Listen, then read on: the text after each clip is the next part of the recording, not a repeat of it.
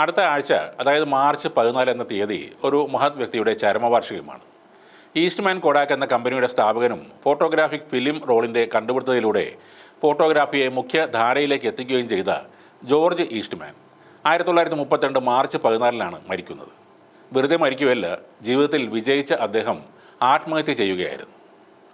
റോച്ചസ്റ്ററിലെ തൻ്റെ വിദ്യാഭ്യാസത്തിന് ശേഷം ഇൻഷുറൻസ് കമ്പനിയിലും ബാങ്കിലുമൊക്കെ ജോലി ചെയ്ത ആളാണ് ജോർജ് ഈസ്റ്റ്മാൻ. ഫോട്ടോഗ്രാഫിക്ക് ആവശ്യമായ സാധനങ്ങൾ നിർമ്മിക്കുന്നതിൽ വൈദഗ്ധ്യം നേടിയ ഇദ്ദേഹം ജലാറ്റിൻ ഡ്രൈ പ്ലേറ്റുകൾ നിർമ്മിക്കുന്നതിനുള്ള വിദ്യയും വികസിപ്പിച്ചെടുത്തു. 1884 Eastman dry plate and film company നിലവിൽ വന്നു. 4 വർഷങ്ങൾക്ക് ശേഷം കമ്പനി കൊഡാക്ക് ക്യാമറ വിപണിയിലെത്തിച്ചു. പിന്നീട് കമ്പനിയുടെ പേര് ഈസ്റ്റ്മാൻ കൊഡാക്ക് എന്നാക്കി മാറ്റി.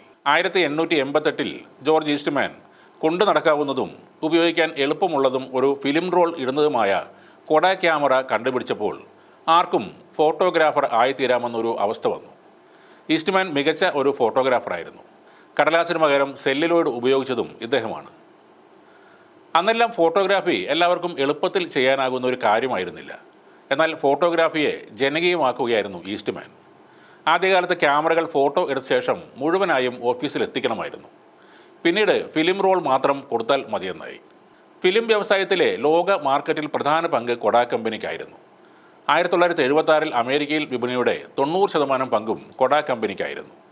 ഈസ്റ്റ്മാൻ്റെ സമ്പാദ്യത്തിൻ്റെ വലിയൊരു പങ്ക് Rochester university, Massachusetts institute of technology എന്നിവയുടെ വികസനത്തിന് വേണ്ടി അദ്ദേഹം സംഭാവന നൽകി. $75 കോടി പല കാര്യങ്ങൾക്ക് സംഭാവന ചെയ്തുവെന്നാണ് കണക്കുകൾ. റിട്ടയർമെൻറ്റ് ആനുകൂല്യങ്ങൾ, ലൈഫ് ഇൻഷുറൻസ്, ലാഭവിഹിതം എന്നിവ ആദ്യമായി അനുഭവിച്ചത് അദ്ദേഹത്തിൻ്റെ തൊഴിലാളികളാണ്. അവസാനം കമ്പനി സ്റ്റോക്കിൻ്റെ വലിയൊരു ഭാഗം തൊഴിലാളികൾക്കായി വീതിച്ചും കൊടുത്തു. കമ്പനിയിലെ ലാഭവിഹിതം തൊഴിലാളികൾക്കും നൽകണമെന്ന മഹത്തായ ആശയം നടപ്പിലാക്കിയ ആ മനുഷ്യസ്നേഹി അവസാനം ആത്മഹത്യ ചെയ്യുകയാണുണ്ടായത്. 1932 അദ്ദേഹത്തിൻ്റെ 77ാമത്തെ വയസ്സിലായിരുന്നു ആത്മഹത്യ. കഠിനമായ നെഞ്ചുവേദന അദ്ദേഹത്തെ വല്ലാതെ അലട്ടിയിരുന്നു. തൻ്റെ നെഞ്ചിന് നേരെ വെടിവെച്ചായിരുന്നു അദ്ദേഹം ആത്മഹത്യ ചെയ്തത്. എൻ്റെ സുഹൃത്തുക്കൾക്ക് എൻ്റെ ജോലി പൂർത്തിയായി, ഇനി എന്തിന് ഞാൻ കാത്തിരിക്കണം എന്നായിരുന്നു അദ്ദേഹത്തിൻ്റെ അവസാന സന്ദേശം.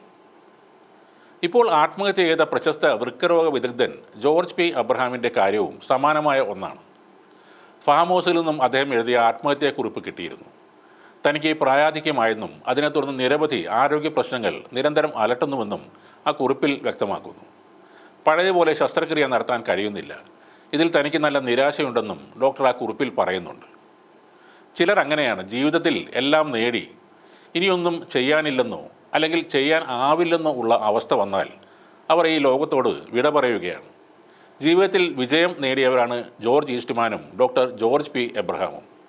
എന്നും അവരെക്കുറിച്ച് നല്ല ഓർമ്മകൾ മാത്രമേ ഈ ലോകത്തിൽ ഉണ്ടാവുകയുള്ളൂ.